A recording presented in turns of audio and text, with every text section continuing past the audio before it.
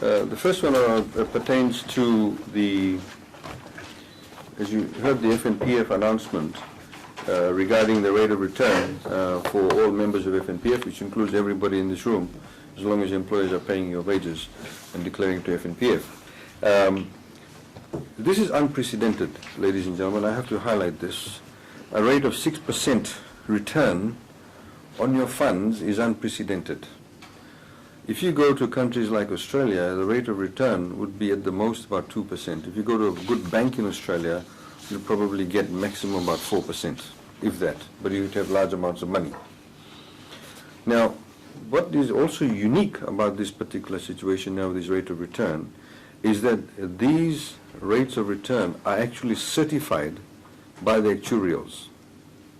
It also is certified that there is enough solvency.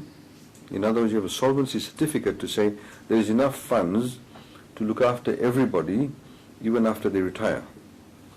You may recall that there was a report that had come out that said all the funds would finish by 2052, prior to the reforms that had taken place. And prior to that also, when we had the previous FNPF boards making declarations of returns, they weren't actually certified. There was no certification regarding solvency. So there is a very, very vast difference between this declaration and the declaration of rates of return previously. Now, in Fiji, if you took your money now and you went to a bank, the maximum you probably get is about 1% in terms of the deposit and the interest rates that you'll get. So we're obviously very glad that what has happened. We'd like to commend the board. We'd also like to acknowledge and thank the Prime Minister, who was Minister for Finance when these reforms took place in FNPF. And in fact, he drove those reforms, he gave his blessings to those reforms. And I know that many people had in fact made a lot of statements regarding it, negative comments about it. It even became an election issue, but they politicized a matter that was actually not a political issue. It was a financial issue. It was a commercial issue. It was an issue pertaining to savings in this country. And those reforms have been vindicated now on a number of occasions. And this is another one of those occasions where these reforms have been vindicated. Of course, you know that this rate of return that you are getting accredited, which is $225 million, will across the board go into your individual accounts.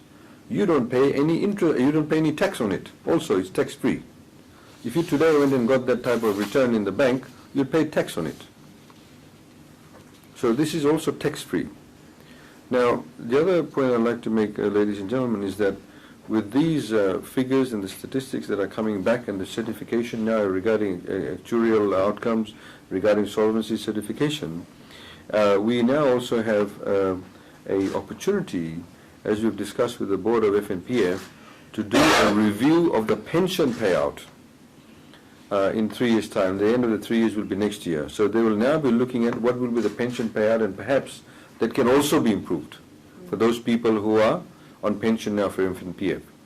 So the proof is actually in the eating of the pudding, ladies and gentlemen, and that is that these reforms were carried out to address years, if not decades, of problems that existed within the FNPF system, and that was the lack of certification, that was the lack of financial control in regarding investment, and understanding of commerce. And we are glad that we now have a chairman and his board who actually understand that. We now have a set of laws that actually gives a lot better protection to your funds. Most of you are probably below the age of 35. So you need to ensure that your funds, when you reach 55, that you will actually have enough funds there for you, and that the amount of money that's been put into accounts actually does increase.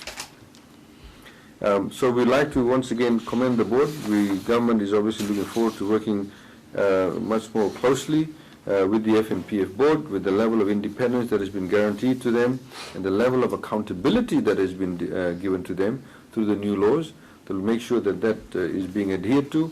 And we look forward to working together with them. I'd like to congratulate them once again for these opportunities. We have also, as you know, allowed, because of the fact that our foreign reserves are at a very healthy level, that FNPF is also now investing funds offshore.